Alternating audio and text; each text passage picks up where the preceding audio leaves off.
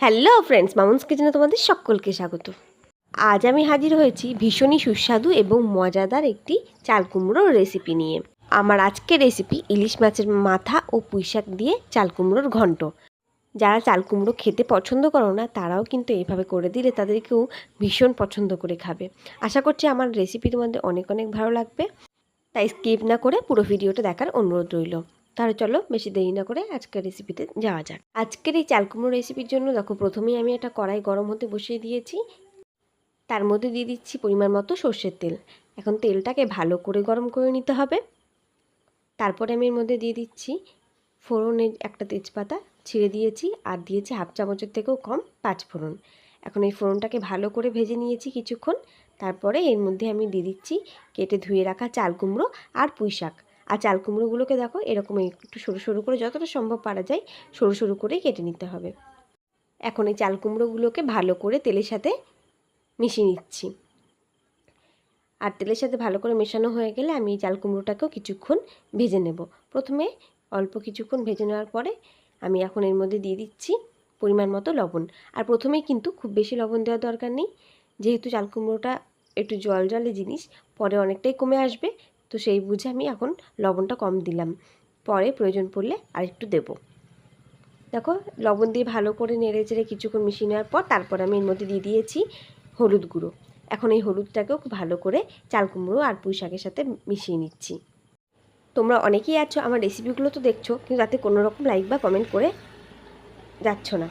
তাদের কাছে অনুরোধ একটাই, রেসিপিগুলি ভালো লাগলে লাইক কমেন্ট শেয়ার করতে ভুলো না কিন্তু। এই যে দেখো, লবণ হলুদ দেওয়ার পর কিছুক্ষণ নাড়াচাড়া করার পর এই যে দেখো কত চাল কুমড়ো থেকে জল বেরিয়ে এসেছে। আমাদের অর্ধেক রান্না কিন্তু চাল কুমড়োর এই জলেই চাল কুমড়োটা সিদ্ধ হয়ে যাবে। এরপর এখানে আমি একটা মশলা তৈরি করে নিয়েছি। এখানে রয়েছে আদা, জিরে আর কাঁচা লঙ্কা, শুকনো লঙ্কা ভালো করে বেটে নিয়েছি। এখন এই বাটা মশলাটাও আমি চাল কুমড়োর মধ্যে দিয়ে দিলাম। এবার এই মশলাটাও ভালো করে চাল কুমড়োর সাথে মিশিয়ে নিতে হবে।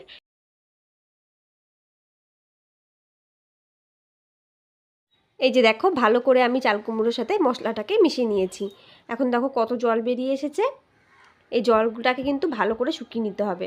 কিন্তু এখন আমাদের এই চাল কুমড়োর মধ্যে আরেকটু জল দিয়ে দিচ্ছি, কারণ চাল কুমড়োটা ভালো করে সিদ্ধ হতে হবে। 50% মতো তো আমাদের চাল কুমড়ো থেকে যে জল বেরিয়ে এসেছে সেখান থেকেই সিদ্ধ হয়ে গেছে। তার জন্য আমি আর অল্প জল দিচ্ছি, এখন বেশি দিচ্ছি না। এই জলটা পুরোটাতে হয়ে যাবে চাল কুমড়োটা সিদ্ধ। আর এদিকে একটা ইলিশ মাছের মাথা নিয়েছি আমি। এখন এই খুন্তির সাহায্যে ভালো করে মাথাটাকে আমি একটু ভেঙে নিচ্ছি। এটা তোমরা চাইলে কিন্তু হাতের সাহায্যেও করতে পারো। ভালো করে ভেঙে নিলাম। এখন আমি এই চাল কুমড়োর মধ্যে ওই ভেঙে রাখা ইলিশ মাছের মাথাটা দিয়ে দিলাম। আর এই ইলিশ মাছের মাথাটা কিন্তু যখন জল জল থাকবে সেই সময় দিলে হবে না।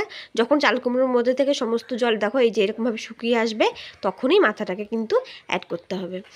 ব্যাস, ইলিশ মাছের মাথা দেওয়ার পরে ভালো করে এই চাল কুমড়োর সাথে মিশিয়ে নিতে হবে, যেন এই মাথার ফ্লেভারটা ভালো করে এই চাল কুমড়োর মধ্যে ঢোকে। ব্যাস, আমাদের নেড়ে চেড়ে নিলেই পুঁই শাক আর ইলিশ মাছের মাথা দিয়ে চাল কুমড়োর ঘন্ট একদম রেডি। তো ফ্রেন্ডস, দেখলে তো কত সহজে আজকে এই চাল কুমড়োর ঘন্ট রেসিপি করে ফেলেছি। এরকমভাবে তোমরা কিন্তু একদিন অবশ্যই ট্রাই করে দেখতে পারো। আশা করছি তোমাদের অনেক অনেক ভালো লাগবে। আর রেসিপিটি ভালো লাগলে অবশ্যই লাইক কমেন্ট শেয়ার করে দিও। যারা এখনও আমার চ্যানেলটিকে সাবস্ক্রাইব করোনি প্লিজ চ্যানেলটিকে সাবস্ক্রাইব করে দিও। আজকের মতো এই পর্যন্তই। দেখা হচ্ছে নতুন কোনো দিন নতুন কোনো রেসিপি নিয়ে। ততদিনের জন্য তোমরা সুস্থ থেকো, ভালো থেকো। ধন্যবাদ।